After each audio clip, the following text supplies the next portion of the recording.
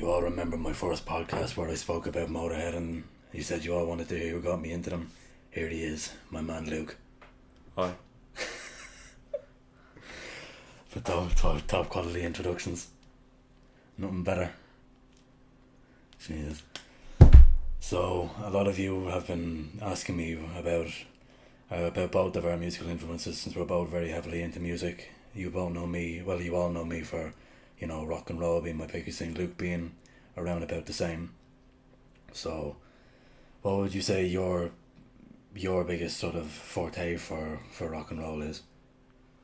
It's hard to say,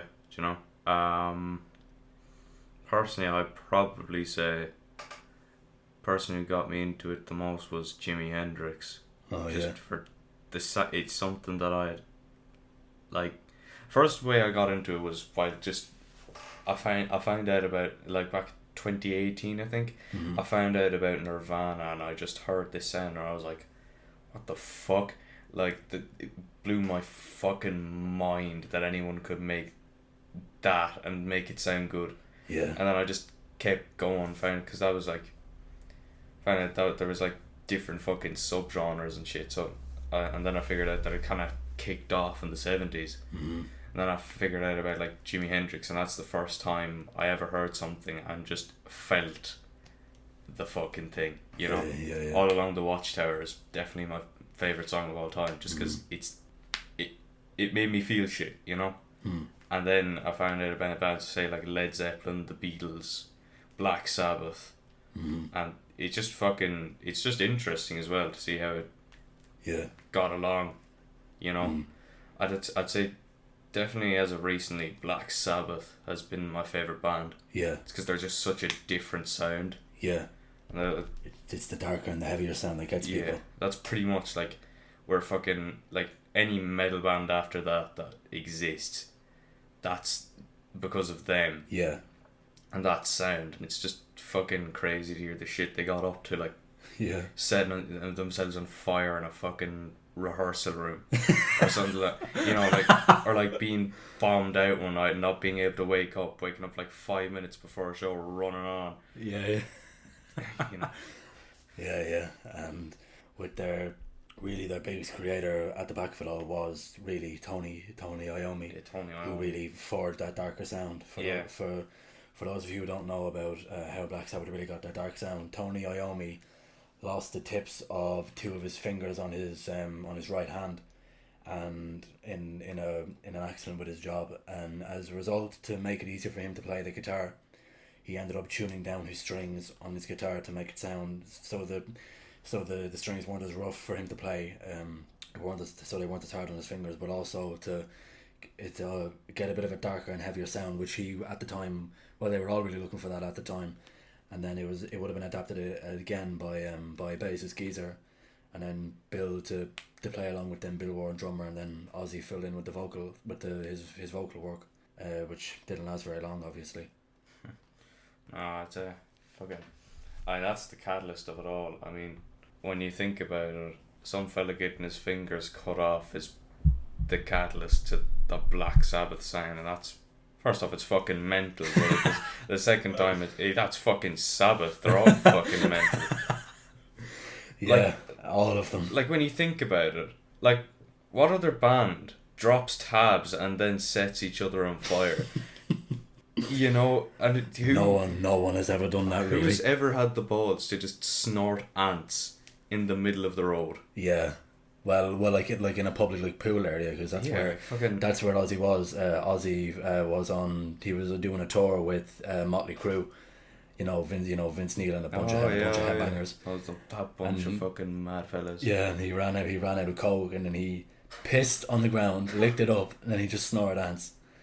I mean, that's what drugs do to you. They had to do a DNA test just to figure out how he's alive. Yeah, and apparently they don't know. Yeah, they don't fucking know. Apparently Ozzy has mutated DNA, and that's the only reason he's still alive. He's like, they found like Neanderthal DNA. Yeah. In Ozzy. He's literally a fucking caveman. Yeah. Like, he's literally just built that different. Well, I mean, he does behave like a caveman these days. Sharon! Oh yeah, that's the best video on the internet. Sharon! That's the best thing on the internet. Can't really not like Ozzy though. No, you can't. Mental. You can't. And like with the death of Jimi Hendrix at 27. Yeah. You know, young to die in the music game, and the death of Randy Rhoads, like he was only in his early 30s when he died. Yeah, I guess that's probably one of the reasons we don't like. Actually, no, I was gonna say that's the reason why rock didn't catch on, but that's fucking stupid because that's just the thing with fame, isn't it? It really isn't all that cracked up as it's meant to be. It's way overrated. Yeah. Once you get famous, you just get sadder and do drugs. That's literally. I mean, you still see that nowadays. Like fucking Juice WRLD, like that was only 2 years ago. Went onto a plane, loaded up with fucking Xans, and then he overdosed and died. You know, Mac Miller, I think it was Mac Miller fucking overdosed on Xans. Lil Peep, you know. Yeah. It's still happening. Yeah. But, you know, I think it was.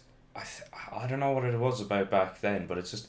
But it was everyone else who was on it too. But it was the innate lifestyle. Like Gigi Allen died of a heroin overdose. Yeah, like it's still a lifestyle that's prevalent, but back then it wasn't really known. You know. Yeah. So like because everybody was on drugs, like fucking. Go back if you went back to Woodstock and you were sober, you'd be sober for about 5 minutes until somebody put a tab in your coffee. Yeah. Like fucking everybody was bombed out of their fucking mind. Like Iggy Pop and David Bowie, they'll always tell you about how they went to Berlin in the middle of a heroin epidemic trying to get off heroin and falling much deeper into addiction. Yeah. Fucking the Rolling Stones, what's his name, Brian Jones? Yeah, he overdosed, and Jimi Hendrix choked on his own vomit. Jim Morrison overdosed. Fucking, I mean, John Lennon was addicted to heroin. He almost died. Yeah. And we all know he used to beat the shit out of Yoko. Yeah, I think Janis Joplin overdosed. I think. I'm not sure. Lemmy Kilmister actually survived an overdose when he left Hawkwind. Yeah. This is before he really got around to doing stuff with Motorhead. He had a serious overdose and barely managed to survive. Yeah. And even when I read the report, I don't even know how he survived. But to live to the age that Lemmy did, drinking as much as he did and doing as much drugs as he did, it's one hell of an age to live to. Yeah, and some fellas don't even last that long. Like, say like. You think they're sobering up and then suddenly they're dead, you know, like Phil Lynott. Yeah. He was young enough when he died. He was only going into his solo career. Yeah. He was like in his 30s and then he ended up fucking, I think he overdosed. Yeah. And then sometimes it takes a while but it catches up eventually. Yeah. Like The Who broke up because Keith Moon overdosed. Back in the 60s. He was big on it. Yeah, he overdosed. Ironically enough, he was the most energetic one and he overdosed on downers. And then a couple of years later, it's like 2000 and something, they're going to start a tour in Vegas. John Entwistle, in his 60s, decides, fuck it, I'm going out, but I'm not going out quietly. Ironic for the most quiet member for the band, right? So he gets like fucking 20 grams of coke, gets a load of hookers, brings them back to the hotel room in Vegas, and then he doesn't wake up the next day. Yeah, because he overdosed and died. And that's fucking the most rock and roll death I've ever heard of. And it's the very same thing with Gigi Allen, because his final ever TV appearance, he said that he wanted to, go to the very extreme, live his life to the very extreme. Yeah. But what he said was very foreshadowing, because he died 4 days after that. He trashed the venue after doing a gig, because he didn't. And they all went off for a big fucking shebang, and then during the night Gigi overdosed, and then they found his dead body the next morning, and nobody noticed that he was overdosing during the night. Like, it was the apartment was crammed with people, and nobody noticed Gigi's body just hitting the floor. Yeah, I don't get it. And then again, they probably just thought it was him. Well, yeah, again. I mean, and they probably thought he could survive as well. Probably did, But very few people survive heroin overdoses. Yeah, I mean, it's not every day you get a fellow who goes up on stage, throws shit is naked into the audience, is strips naked, starts like banging his head against the wall, jumps into the crowd, beats the shit out of people. It's mental. But the fans did it back. Remember, they pissed all over his headstone. They did. Yeah. And then his mother had to take the fucking headstone off because she didn't want to visit her son's grave and just have shit and piss all over it. Oh my god! Like, and there was so few stable like rock bands. Like ZZ Top in the in the late 70s. Frank Beard, the man with no beard. Yeah. The iconic thing about ZZ Top is that there's three guys, Billy Gibbons, guitar player, bass player, Dusty Hill, and Frank Beard, the drummer, who doesn't have a beard. His name is Beard and he doesn't have a beard. What the fuck? The two others have fucking beards down to their knees. Billy Gibbons especially. Yeah, Billy fucking... And he was playing with Jimi Hendrix at the age of 17 as well. Yeah, he was actually, wasn't he? What band was he with? I'm not too sure. But again, that would have been in 1966, really. Yeah, that would be 65, 66, and then because Hendrix died in like 69. Yeah, because that was the same year as ZZ Top came along. Yeah. So that would be like 65, 66, probably. But the thing about ZZ Top is that when Frank entered rehab, neither Billy nor Dusty thought of ever getting a guy to replace Frank while they were on tour. They stopped their touring to wait for Frank to come out of rehab. And they did a lot of hard touring, like 300 nights a year back when they started. Yeah, I mean, like... That's aggressive touring. Yeah, I mean, like... But that's just dedication, isn't it? You know, I mean, not a lot of bands would do that. And they were still going strong at 50 years, and they'd still be going strong today if COVID wasn't a thing. Yeah, I suppose... Yeah, that's true, actually. I think... Because they all had tours planned out. Everybody had some fucking tour planned out. Yeah. And then it all got shut down. I suppose it's only coming back now. Well, yeah, there is some bands, like even like smaller bands, like the Rising Suns are going to London. They're actually they're selling out shows in London by now, which is amazing to see and hear from them. Yeah, because they're a really talented band. I hear Black Sabbath were meant to get back together again, but Ozzy. I didn't hear that. Well, like this was like recently. This is before COVID.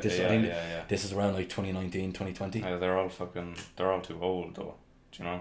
Well, they are old, and like Ozzy has Parkinson's. Bill, I think, also has Parkinson's. Yeah. And like you can't be doing shit like that at their age. Yeah. Like touring all around the world, you can't do it. Yeah, something like Parkinson's too. You'd hardly be standing at the end of it. Yeah, that's true. Because like let's face it, Ozzy's lucky to be alive. Like they're all lucky, but Ozzy and Bill especially. Like Tony was the guy who got off drugs right quick. Like they all did drugs, but Tony wasn't like the heaviest, and he was able to just stop when he had to. And then Geezer followed after him, but Ozzy did not. Ozzy's been a recovering addict since like 2006. Yeah. But like as every year goes by, he's put on more and more medication just to support his body. Yeah. So I suppose it catches up with you eventually, like you know. Like Bill Ward as well. Like, you ever watch Jackass? Yeah, I do. You know Steve-O? Mm-hmm. He has a hole like pretty much drilled in his nose. He can tie a shoelace through his nose. That's fucking mental. Like, and I think, and I would say the same for because a lot of people want me to say this, but I would say the same for the likes of Motorhead as well. Like they're all dead now except for three of them. Three of them are still alive. Yeah. But like Lemmy, Phil, Eddie, and Michael, the four of them are dead. But Michael was the first to go. Then it was Lemmy. No, it was Michael. Then it was Phil.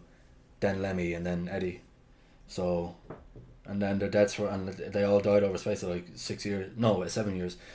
And with Lemmy, who was still, and a lot of people will consider him very highly for this, still touring all around the world, still playing in front of massive crowds, despite suffering from diabetes, congestive heart failure, and stage 4. You ever seen the footage of the final one though? Yeah, Exit 2015. Pretty much just barely standing at that point, you know. They had they had like a 20-minute drum solo. Yeah. Just so you could get himself back on his feet. Yeah. Like that was Sweden? No, I don't know where it was. Exit 2015, but it was October 29th, which was literally just above 2 months before he died. Yeah. He was, and if you watch, I highly recommend you guys watch the video, Motorhead Exit 2015. They play Ace of Spades. I highly recommend you watch that video because you can see it in Lemmy's face that like he wasn't well. and then it was revealed on December 26th that he was dying, and the doctors gave him 2 months to live, and then he died 2 months later. 2 days later, sorry, not 2 months, 2 days. And then Phil and Mickey both went to play for different bands after that, which I guess is understandable. Like, they must have been sick of each other, having known each other for like 23 years. I mean, the Beatles hardly lasted for fucking 10. No, they didn't. Like, that's why the Stones are still like that's why like Keith Richards and Mick Jagger are like fucking 80. And still hopping about, because they they took breaks in between, and those four boys were just like together the whole time. That can't.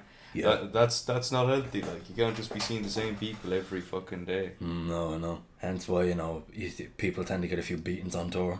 Yeah, probably. Yeah. Especially bandmates. Oh. And like crew as well, though. That you can admit, crew, like, often you might get a few like crew people who might just they might just tend to hate each other for a bit. But like, it's only normal because you're seeing each other all day, every day. Yeah. On the road and all the time. Yeah. Because it's a fucking difficult life being on the road. It's not easy. Like, I mean, you hardly have time for anything else other than being on the road and fucking being on tour the whole time. Yeah.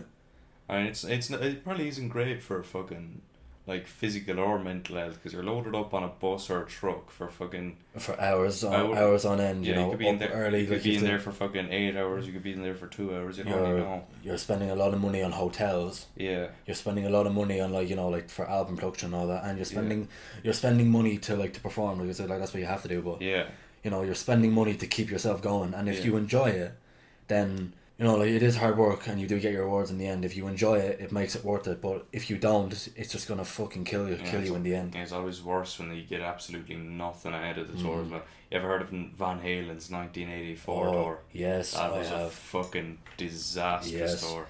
Yes, I've literally made nothing out of it. Spent millions fucking going around. It was America, wasn't it? It was only the USA. I believe it was. Yeah, and they just going around like fucking 50 states for hours and hours, just months, doing it all for nothing. Like, that's gotta be fucking, it's gotta be rough, and especially with he was pissed. And then when they got home, fucking Dave Lee Roth ended up leaving because he was just tired of it. yeah.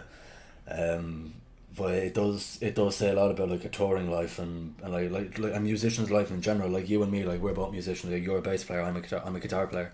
Yeah. And a few of you know this. Myself and Luke we've jammed.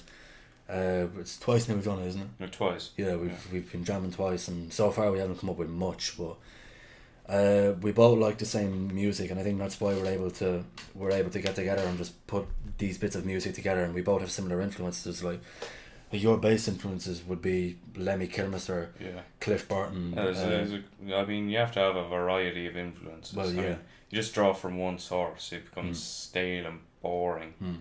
And then it's like, but you got to draw from the best. So like Cliff Burton, definitely. Lemmy, I'd say Flea from Red Hot Chili Peppers. You ever listen to Muse? Yeah. Chris Wolstenholme from Muse, he's definitely... Yeah. He's pretty big. He's the one who got me into the whole thing in the first place. Yeah. John Entwistle from The Who, as much as you can, because it's kind of impossible to take a lot of his stuff. Like, it's because he's just that good. He's way too fucking good. I suppose. Yeah, Geezer Butler, definitely. Yeah, because the way Geezer's playing style is just so unique. The way he just slaps the bass. Yeah, the way he just slaps the shit out of his strings. Just pretty much that's it. Just down tune, smack the shit out of your strings for 2 hours. Don't change them. Yeah. Unless you have to, and then fucking do that. Go on tour, get bitches. That's the life. Yeah, I think because there's definitely more I'm forgetting now. You spoke a lot to me about Dusty Hill as well. Dusty, he's a fairly, he's kind of like he does what needs to be done. Yeah, like he's a bluesy player, but he's not flashy. He just does what he has to. Yeah, and he'll put in his own he'll put in a failure or something like that every now and then. But that's kind of what you have to do as a bass player. You gotta hold it all together. Yeah. Sometimes it's best to play less rather than play more. And that's exactly what Dusty Hill did as well. Yeah. And a lot of bass players do. Yeah. And a lot of very underrated bass players, for example, like Rob Trujillo and Jason Newsted. Although it's very hard to hear anything about Jason, because if you listen to And Justice for All by Metallica, you can't hear the bass. He's got a few good things. Yeah, I think I'll tell you the backstory of that one in a minute. But yeah, fucking Load, you can hear him decently. Yeah. Load and Reload. You can hear him in Black Album. It's not. And if you look up some of his live solo playing, it's pretty good. It's just a shame that he was fucking creatively he didn't have much of a say in the band, because he's definitely a very talented player. He could be playing for Megadeth. That would be something big. Did you hear about that? Yeah, I did. Yeah. David Ellefson, he's fairly talented, but unfortunately he's a bit of a cock, because he's pretty much just cheated on his wife. Yeah. And that caused a big fucking hubbub. Dave's been fired from the band now, because the other day fucking Dave Mustaine was pissed, as I can imagine he would be. Dave seems like the kind of guy to be like, no, I'm not having that. So, and then there was Jason put a picture of him and Dave Mustaine in a backstage area or something like that. Yeah. So Jason Newsted could be playing for Megadeth, but I don't know. And Dave Mustaine, by the way, also used to play for Metallica. Yeah. He was there like before they really kicked off, and Ron McGovney was the other guy. Yeah, Ron. Dave and Ron were there before Kirk Hammett and Cliff Burton. Yeah, did you hear the demo tapes? Yeah. There was like a fucking, I don't remember what it's called, like power metal or something like that. There's like demo tapes of the songs before it's like a tape before Kill 'Em All. Yeah. It's crazy actually. You can see how much they've changed, because they started off like much more like a stadium rock band almost, like fucking started off kind of like maybe Iron Maiden or Judas Priest, and then they formed their own sound. Yeah. You know? And again, like Motorhead would kind of be the same. Yeah. Because Motorhead were, if you take it from anybody, especially Phil Taylor, who used to say this a lot, they were the first band to really play like really fast, without it being intentional either. Yeah, they just did it. I think that's because a lot of bands feel as if they have to search for their own sound, but you don't need to. Like, it'll come about. It's iconic if you have it. If you just play, and if you just kind of like work with the band for a while, you'll find that sound that you're looking for. Yeah. You know. Yeah. There's no point in trying to capture a sound. Yeah. You know, you just gotta play and figure it out yourself. Just play and do your thing. You know. Yeah. Which I do see a lot in you as well as a player. Which I do see a lot of that in you as well, like your own, like unique looking for your own sound. Yeah, I mean it's a part of every player's journey, I'd say. Yeah. You know? Like, I'm still doing the same thing, because I just recently got my new guitar. Yeah, I mean, like, when you think about it, like, finding your own sound is essential in being a musician. Because if you can't just copy everyone else, you gotta have some sort of your own say, you know? Yeah. That's the best thing about it all, because, you know, I mean, I don't know how to put it, but yeah, fuck it. I've gone blank now. I actually don't know what I'm saying anymore. Yeah. Fucking, it's a great thing about music, you know? Yeah. Because you can just get all this variety of sounds and you can just find, even if you don't like a particular genre, you can still find something of value. Because I wasn't very big into rock and roll for years. I was always really big into like old school hip hop and rap music. Yeah. Which you know from listening to back in when I started my channel.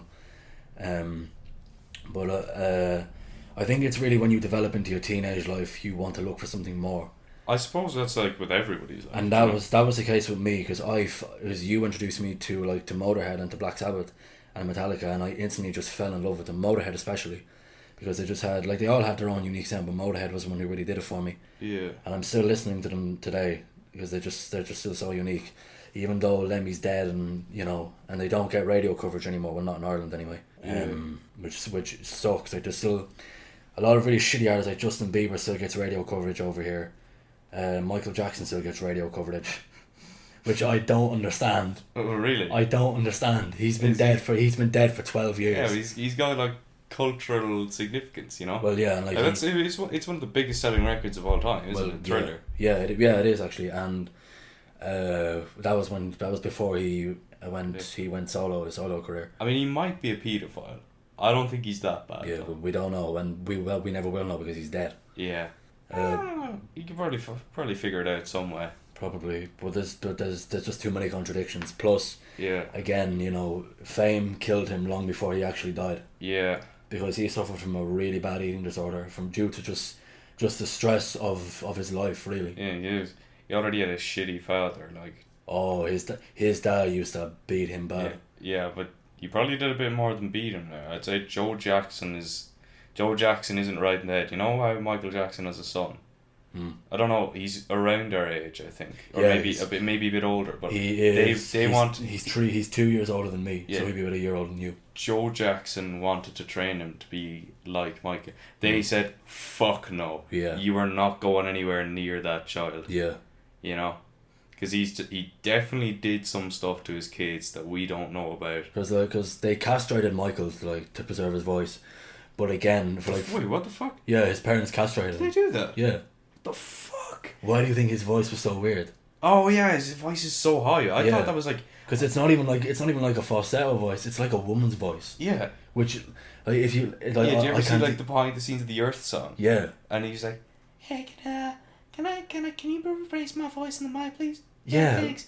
I thought that was just like some like deformity with his voice, but no, it's actually they actually castrate. Yeah, they actually chemically castrate him. That's why his voice. What the fuck? No way. Yeah, because it was just like a woman's voice. You sure that's real? Yeah, no, like it's been proven. Like it's been proven by his doctor again, the man who killed him. Well, not intentionally. You know, he accidentally murdered him. Yeah. I'm not gonna say anything about that because I don't want people to attack me.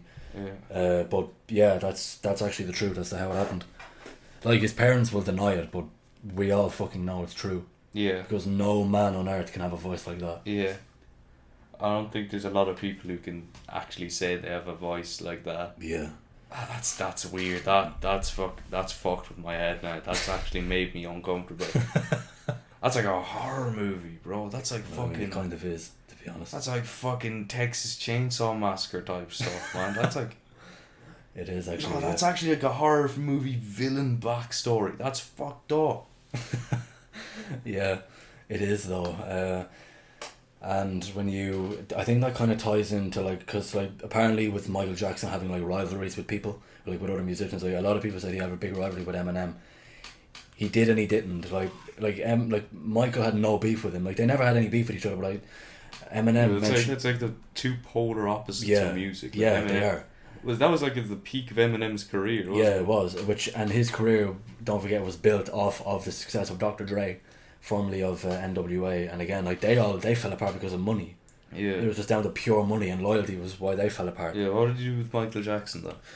I don't know. I don't know the full story, but there was fucking weirdest beef of all time. I know. Man, that's like not. I'd never. When somebody would ask me about like celebrity beef, you could think about something like fucking I don't know. I'm not. I actually don't fucking know any celebrity beefs, but like I definitely wouldn't think current day beefs. Really. I wouldn't think like Eminem would be beefing with Michael Jackson. There wasn't really like huge beef between the two of them, but it was there. And I think it's apparently because Eminem mentioned his name a couple of times. Eminem, like, he mentioned Michael's name a couple of times. Yeah. And that like pissed off a lot of Jackson's fans, and Jackson pretended like not to be pissed off. Like he got abused by a lot of people. Yeah. As he when he was a kid and as he got older, he was a victim of racial abuse, and just like by the public, he got abused a lot, which is why he purposely changed his skin color. Oh, he did. As he got older. Yeah. Because you look at him and it's like he's not white, he's actually black. But this is the way he wanted it. He wanted to look. Yeah, that's actually. And I don't. He's a very unsettling character, Michael Jackson. Yeah. It's just because there was a darkness there behind him. Yeah, I mean, you can look at like the stuff he did. Like you can say, yeah, he had a very nice voice. He's one of the most influential pop musicians of all time. But there's also the person side of Michael Jackson where you look at him and go, "What the fuck was going on, man?" Yeah. Like, what's. Because he had a lot of shit happening to him in his early life. The mental turmoil that man must have been going through in order to like change his skin colour and shit like that. And to keep up this image of him because he fucking ruled the world at his time. He absolutely he ruled the entire world. Yeah, that's true. In like the 70s and the 80s. Cause that was the 80s. That like the big thing in the 80s. The pop star of the 80s was Michael Jackson. That motherfucker was so big, he bought the Beatles catalogue. he had like legal ownership of Sony Studios as well. Yeah. Which again apparently was a part of the beef between him and Eminem, but that's not that's still the fucking weirdest thing I've ever heard of. Yeah, it is, I won't lie. Yeah, imagine like Michael Jackson was around today and he made a diss track on Eminem. Oh my god, he wouldn't do it though, because he doesn't want to. Like, he never wanted like his hate of other people to be public. Yeah. But it did kind of get out there when people started to bring up suspicions of him being like a predator and all that. Yeah. But on top of him and like other people, like Eminem, who suffered from a lot of people would say 8 Mile, that was his greatest achievement. It wasn't. It was actually his fucking biggest downfall. He spiraled into an uncontrollable addiction. Because of 8 Mile, he long filming hours, early starts to the day, and like 16 hours of filming every day meant that he was suffering from really bad insomnia. So he got very heavily addicted to sleeping tablets and Valiums and stuff like that. Yeah. And as he got older, his addiction got worse until one night he nearly died from an overdose. And then after that, he made his recovery album, which is probably the best rap music album I've ever heard. Like, that album pretty much saved my life. When I was in a very dark place, that album pretty much saved my life. But yeah, like he did it because his fans helped him stay alive, really, and helped him to get back to where he needed to be. He's a controversial figure though, Eminem. You know, he's very, very controversial. It's definitely like he's kind of an odd one out though, isn't it? Do you know? Well, yeah, he is. It's a bit of a weird, because whenever the discussion of Eminem comes up, a lot of people get really heated over it. I don't get it, because I don't fucking listen to rap. Mm-hmm. I don't really get the appeal of it. I mean, I'm sure there is some sort of appeal. I just don't see it. Mm-hmm. Like, the only rapper I've ever listened to is MF Doom, because I think it sounds good. But any other rapper I've ever listened to, I just can't see the appeal past like a couple of songs. Yeah. Like, a lot of the rap songs I listen to are because of fucking like, I think it's funny. Yeah. It's because like fucking like, I think it's funny because it's stupid shit like I saw years ago or something like that. But Eminem's like something I always see. He always just ends up coming into my feed or something, like Eminem's done something. I remember 2 years ago there was like that beef between MGK and Eminem. Yeah. I don't like that. That's a lot of people are still talking about that today as well. Actually, why? I don't know.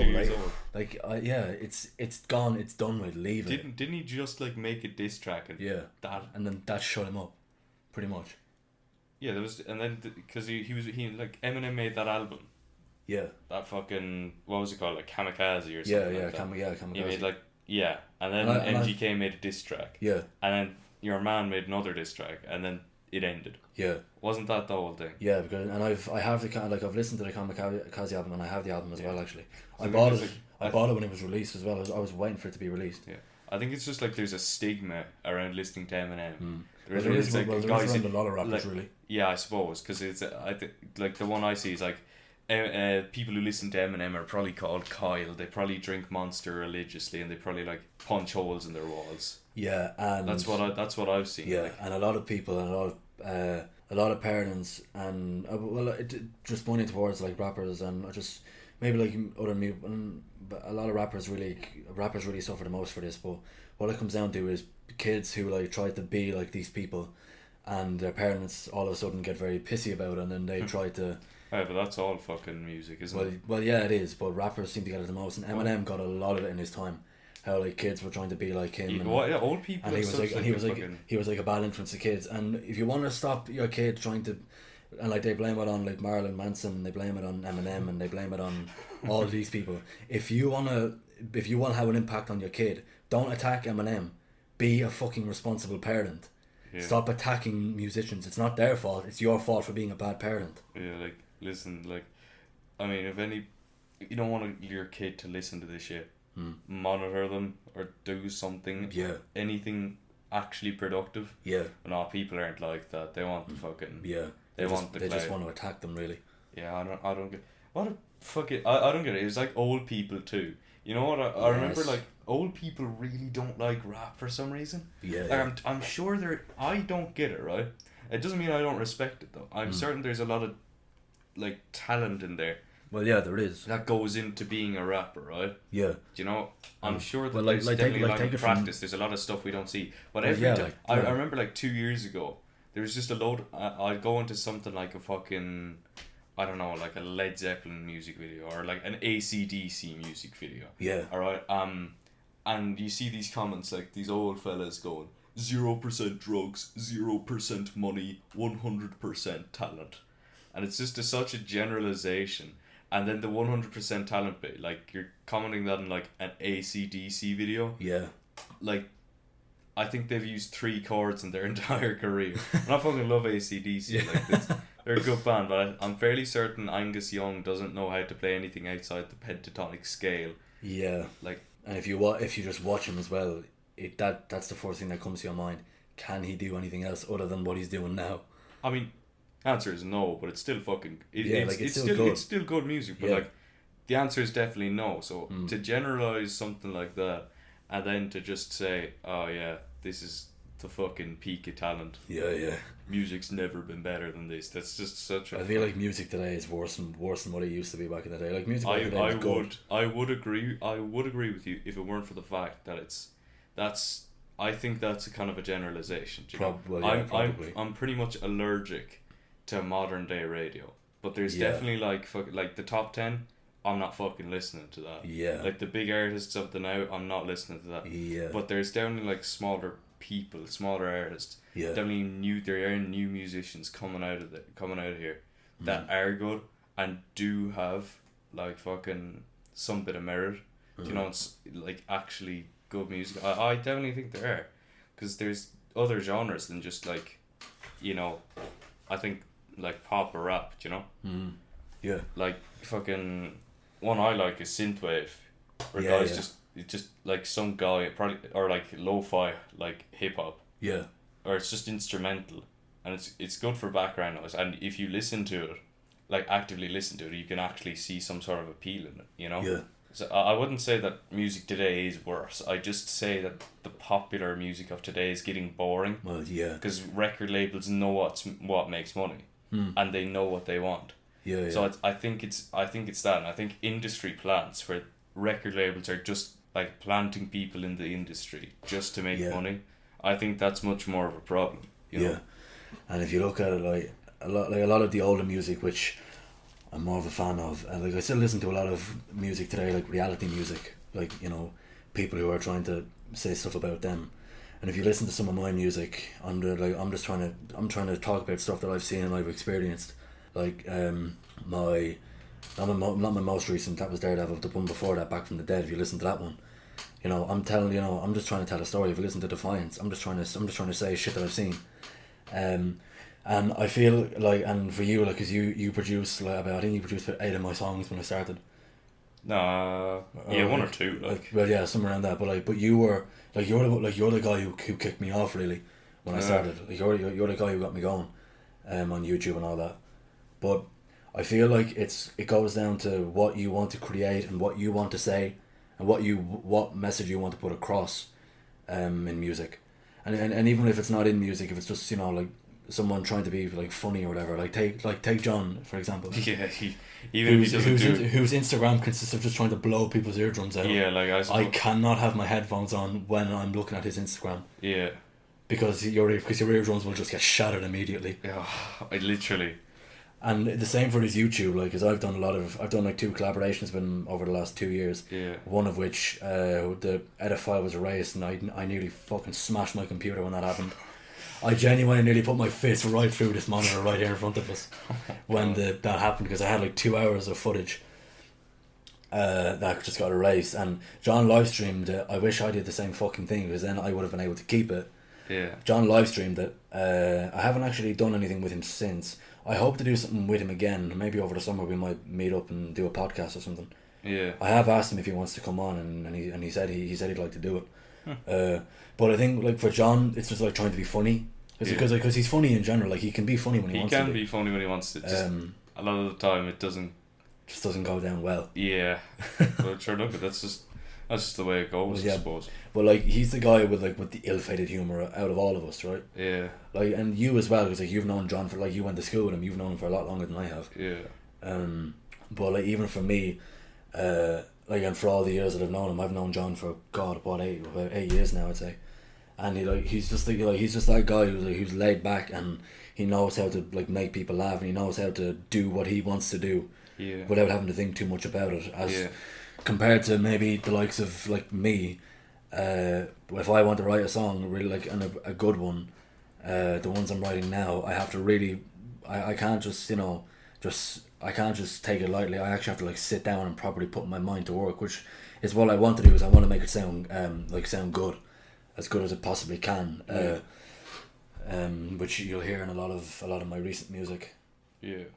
But it goes around, and at the same time trying to make my life a bit easier, and well, all of us trying to make our lives a bit easier, because we're all still living in COVID, and school life is shitty, and fifth year was a bitch for you anyway, so you told me. Fuck that. And TY. Fuck fifth year. TY for me was the biggest pain in the ass. What pisses me off most, right, when COVID first came to Ireland, and we were all put into lockdown, you were in TY, so you were alright, you didn't really mind. Yeah. I was in my junior cert, I was meant to be doing my junior cert, and then I was told we all got put into lockdown in March, and then COVID came, and then the lockdown hit, and then in April I was told that I wasn't gonna be doing my junior cert, and I'm like, fine, cool, that's pretty good, I don't mind doing that. That's actually suits me better, because then I don't have to fucking put my mind to too much. And I stopped working for a few weeks because I encountered a few issues. But what pissed me off, right, was the department said that they would distribute certs for junior cert and leaving cert students, because we had no choice. We had to basically, over the course of a month, the month of May, well, like halfway through April, going into May, I had to do a week of assessments.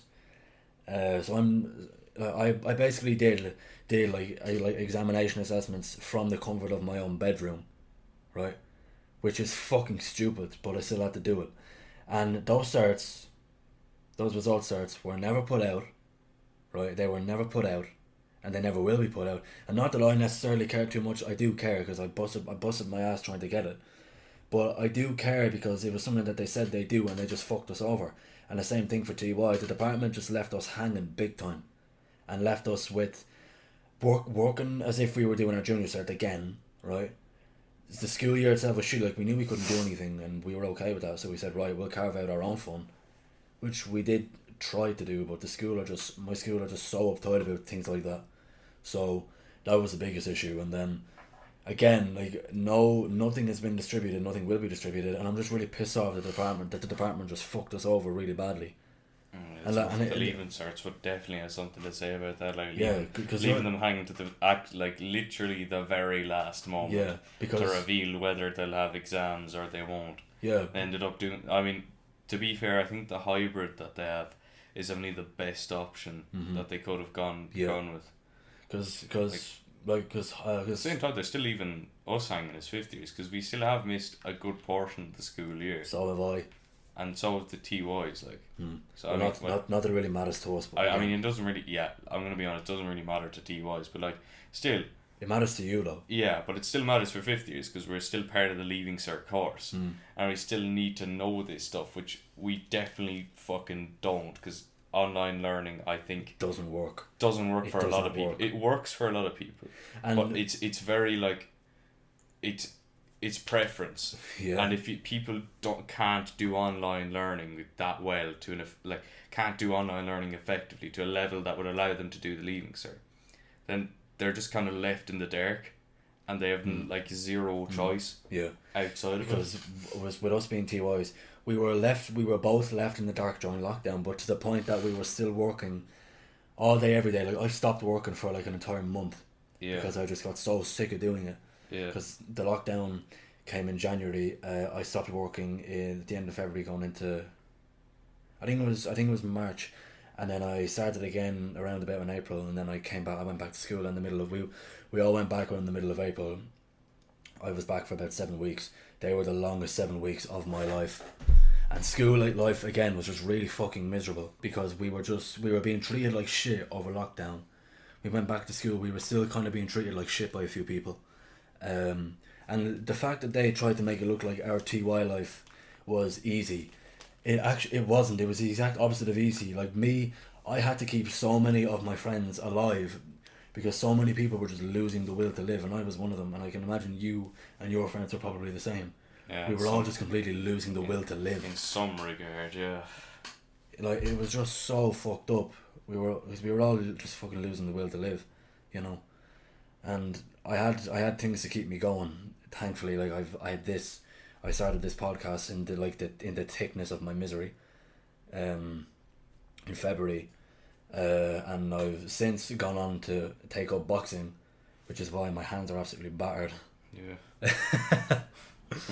My hands are absolutely battered from doing boxing and stuff, and just all that other shit in general. And like trying to enjoy the good times, you know, the little bit of humor and life and fun that there still is out there for the time being, before another lockdown hits, I reckon, and I reckon it will happen. I don't think so. I think I'll be honest now, I've got a bit of hope. I think we're coming out of it some bit. Oh, we won't know anyway. But then again, you never know what could happen. I mean, sure, look at India. Didn't they get hit with it very bad? And they were doing... There's people dying in the streets over there. Yeah, I remember they were doing well at the very start of the whole coronavirus outbreak. Because it was all the warmer countries were doing very well. Yeah. And then now they're running out of oxygen. They can hardly keep their population alive almost. Yeah. Do you know? Yeah. Because like, people are dying in the streets over there. Again, Ireland had to send a shit ton of oxygen supplies and stuff like that over there because they physically ran out because there was just so many people sick. Yeah. And in the USA, they just made a whole fucking... Well, that's down to Trump. Yeah, sure, look at Biden. I don't know what Biden's been doing. I haven't really been paying attention to the US politics as of recently. He's better than Trump. He has his negatives like everybody, but he is better than Trump. He's some bit better than Trump anyway. We won't really be able to say it until after his presidency, but I don't know. So far, he is trying to do a good job. I'm trying to keep the EU and all that together. You know, he's my God. He is doing his absolute best to keep them together, and so far he's doing a pretty good job. Like, let's be real. Yeah, just about, I suppose. Well, yeah, but still, he is doing it. Yeah. Fucking hell. I suppose we better lighten up this conversation. Yeah. I think I'm probably going to be fucking depressed listening to this. I'll take a few questions there, see what I find. Right. How do you write lyrics? Oh, yes. Immediately getting into that. I've probably answered this before, but really the main way I write my lyrics depends on what mood I'm in, and it depends on what kind of a song I'm trying to write. So if I was when I was writing Emerge from Darkness, I was in a bit of a low mood, and then I wasn't happy with the overall result, so I decided I ended up going into an even lower mood than what I was already in, and then that's how I ended up writing Back from the Dead after my best friend passed away last year. That's what inspired me to write it, because I was so low and so in the dumps.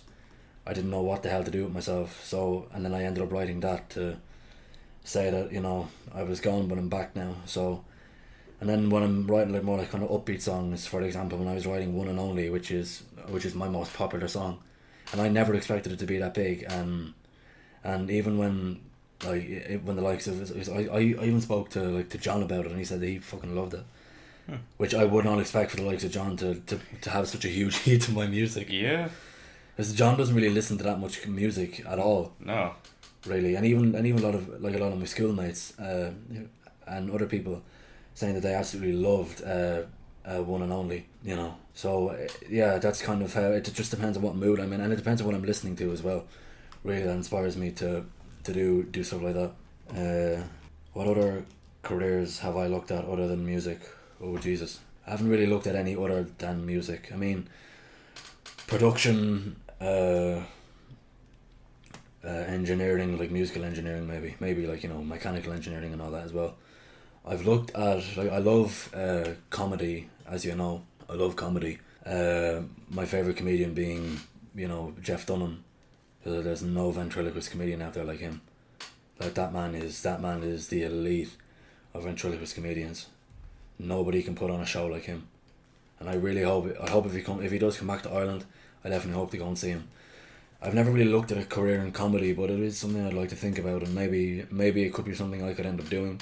Like, I'm not funny, basically. Like, and you can ask Luke, he'll tell you the same thing. I'm not funny, and I'm not really a very humorous kind of guy. I'm more like a serious type of dude who I'm grumpy as well a lot, like very, very grumpy.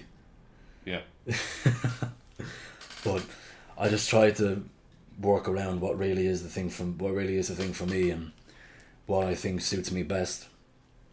So what else have we got here? Anything else you want to say? No.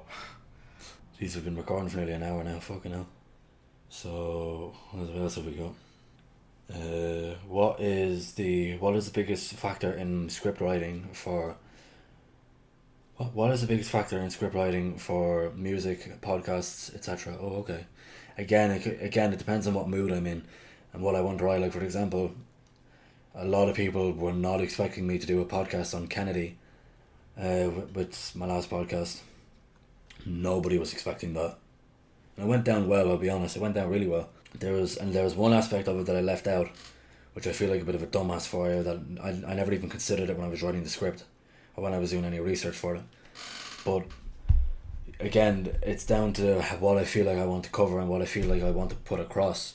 So that's really how I like, and what I'm into as well. What I'm into, like, it's a small variety of what I tend to write about and sort of like, you know, what I want to put on paper, and what I'm watching or what I'm listening to.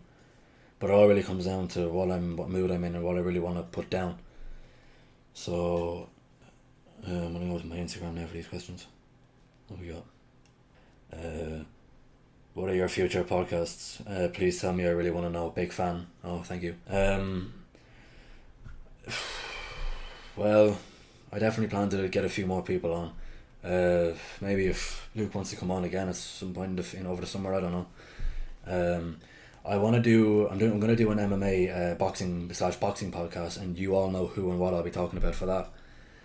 I'll probably do a bit more on music, and I'll probably just do a bit more like you know, just talking about life with people.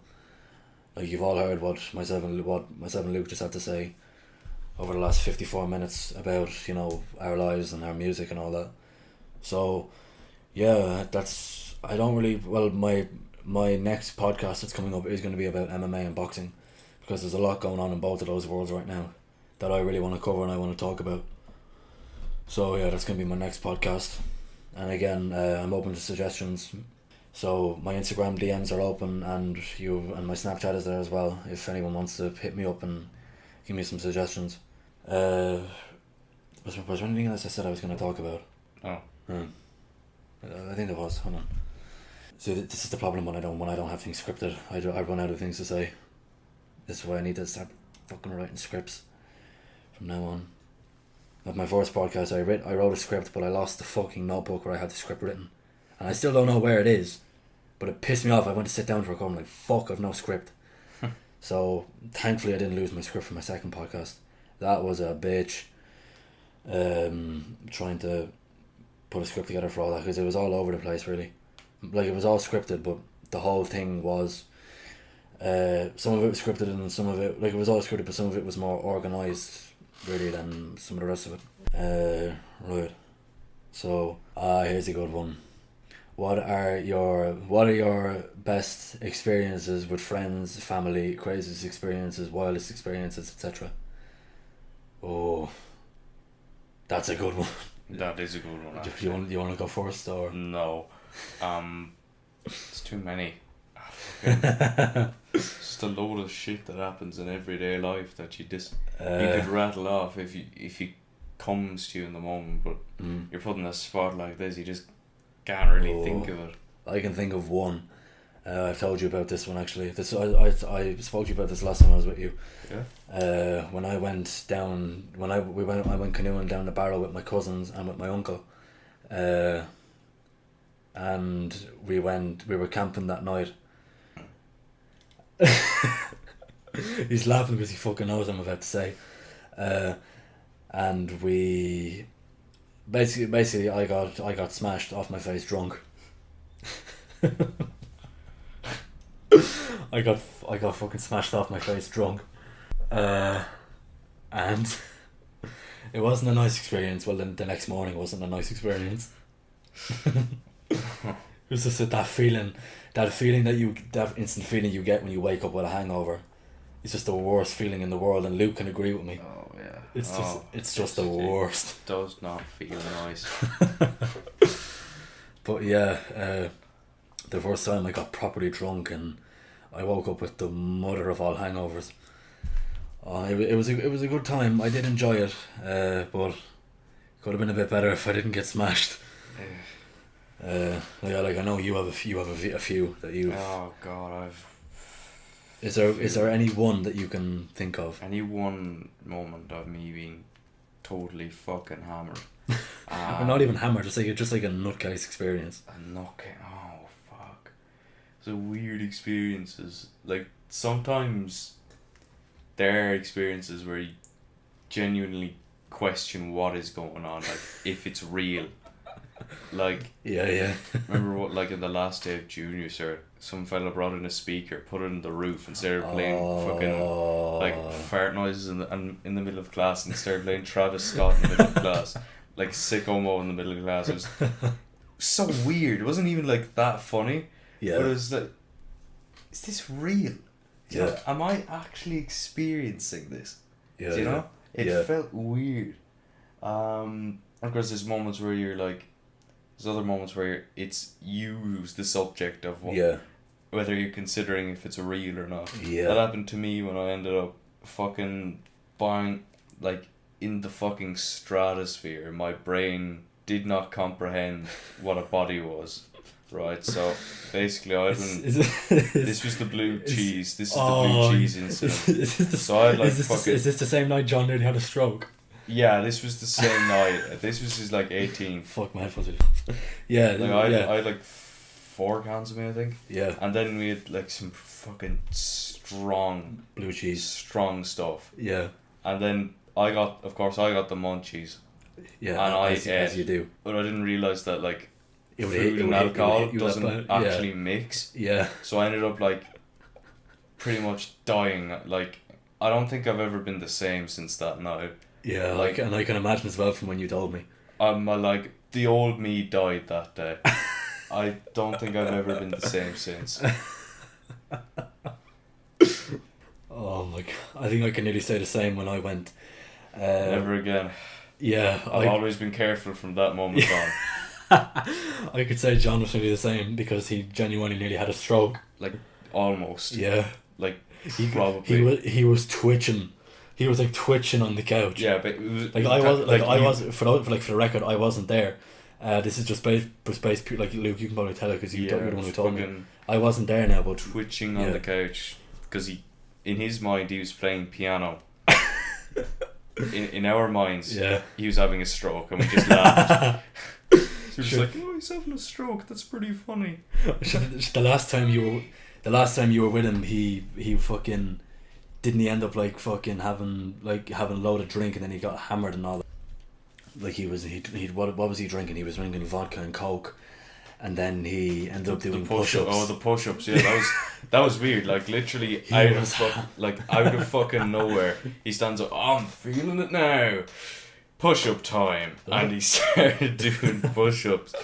1, 2. He got to like 13. He just fell onto the floor and someone just smacked his ass. Yeah. I don't know who that was. I don't know who it was either. I forget. Yeah.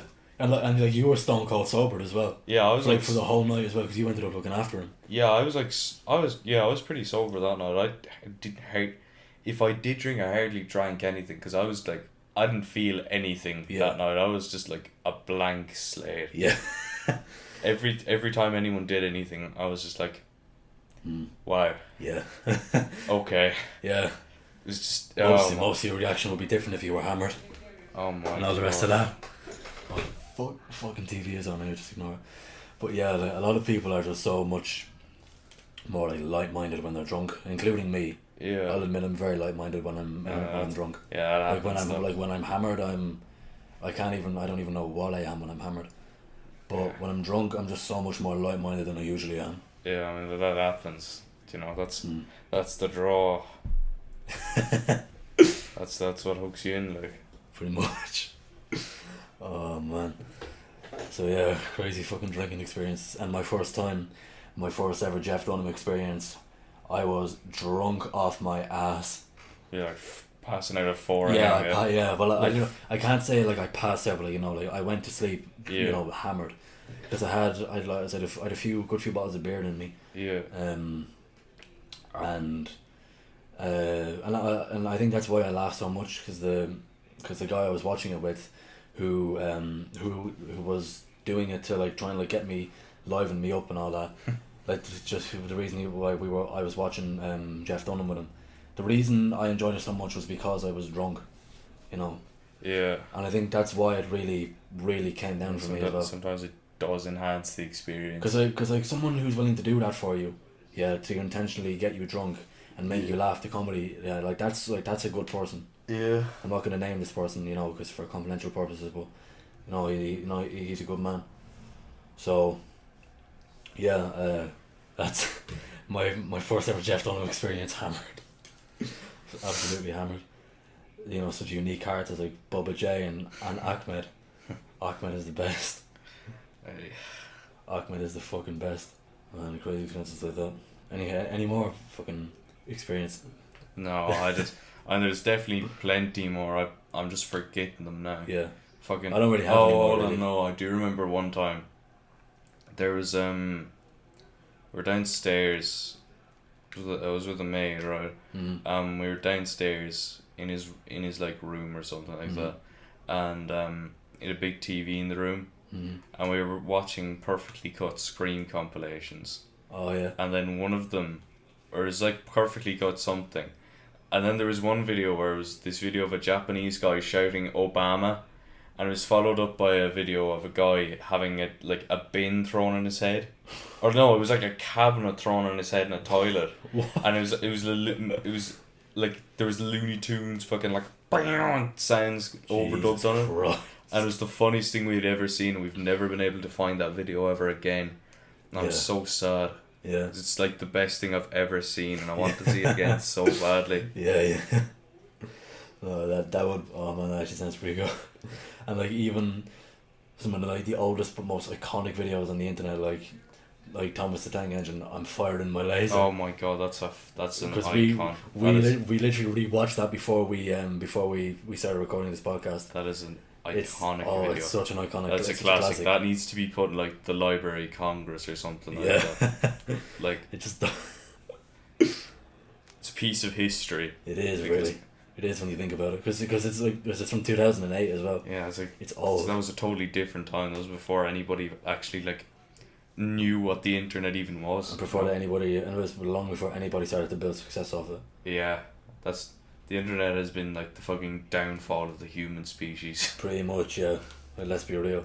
Yeah. And actually fair enough. Fucking disease. Fair enough. It's provided us with some great stuff, with some great comedy and all that over the years, but at the same time, it's been a downfall to the entire human race, logically. Pretty much. I mean, without asking a question, it's just the way it is. Yeah, I mean, if we could get rid of it all, I'd be happy with it. Just get it out. Well, there's some people who are better off away from it, and some who are fine, generally speaking. Yeah. Oh my god. And probably our favourite one, when the dog says fuck. Oh my god, fuck, the dog says fuck. I forgot that existed, holy shit.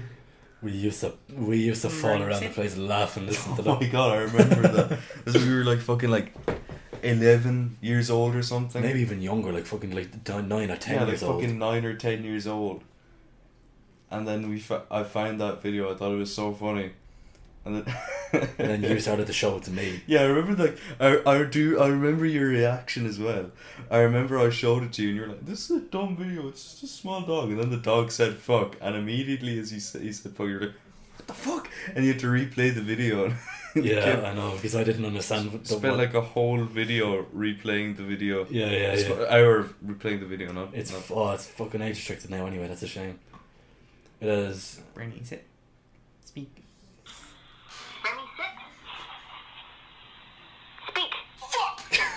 I fucking love it. It still gets me after all this time. It's such a good video. Yeah. Amazing. Speak. Fuck.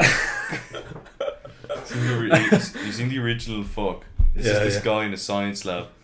I don't know what his intention was, but he just shouts "fuck" in the middle of science lab. You just hear the teacher go, "Excuse me." He looks over.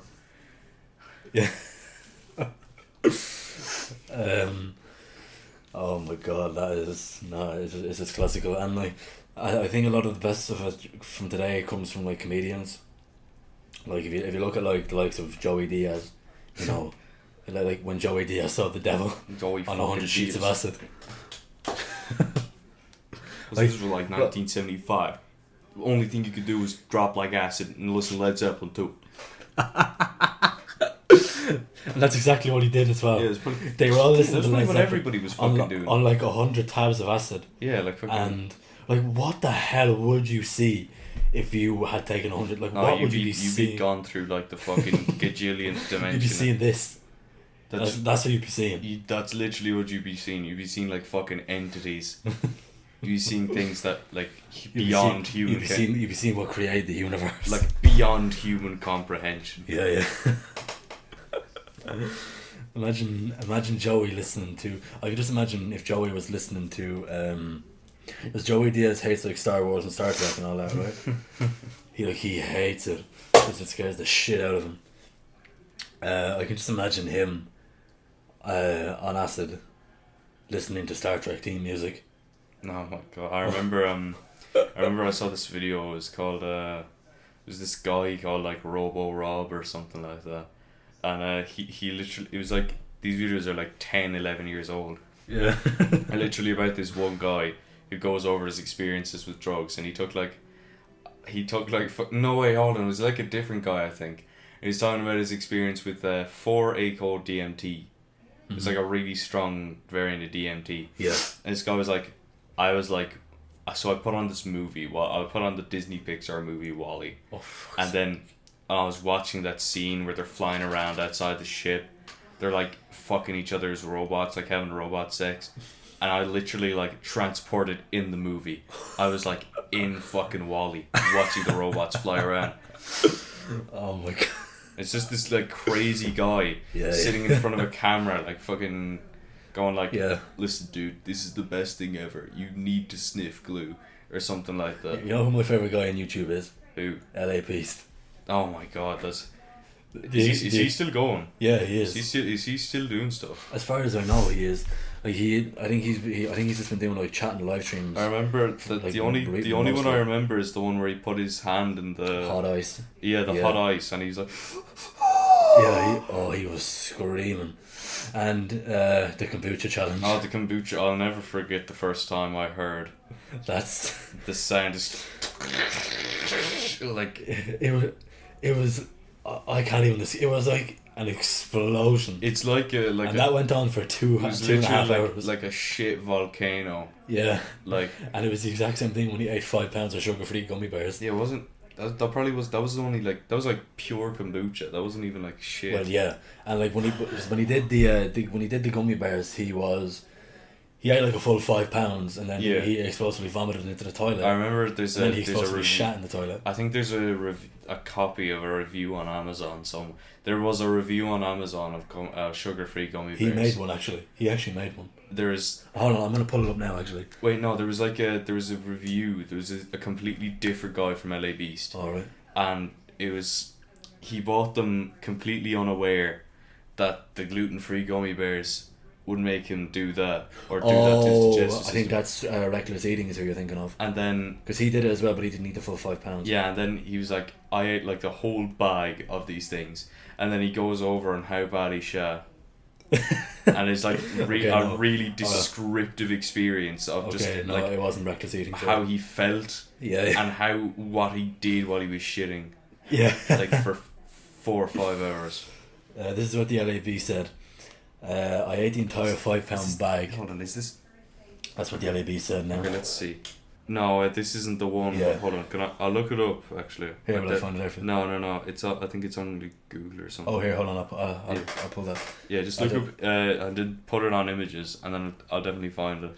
Yeah. I'm doing live reading right now. Yeah, my Google's awful slow though, so I'll try and pull up as best I can. Yeah.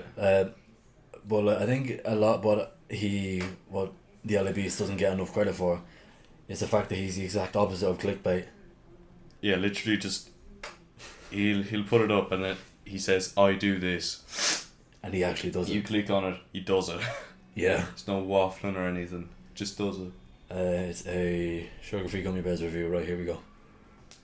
And like what's mad is that we used to like find humour in all of this. Let's see. Yeah. Okay. Scroll down to there, see if you find it. Let's see. Reviews.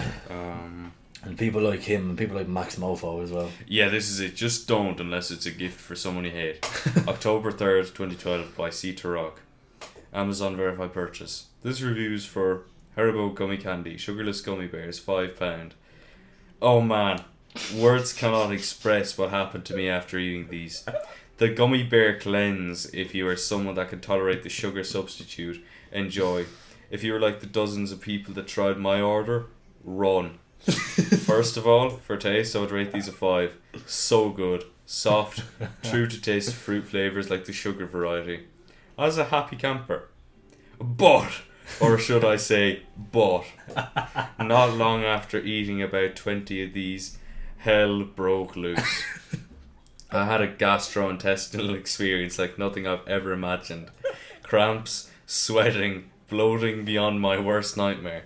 I've had food poisoning from bad shellfish, and that was almost like a skip in the park compared to what was going inside me.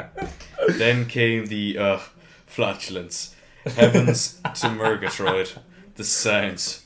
Like trumpets calling the demons back to hell. The stench like 1,000 rotten corpses vomited. I couldn't stand to stay in one room for fear of succumbing to my own orders. But wait, there's more. What came out of me felt like someone tried to funnel Niagara Falls through a coffee straw. I swear my sphincters were screaming.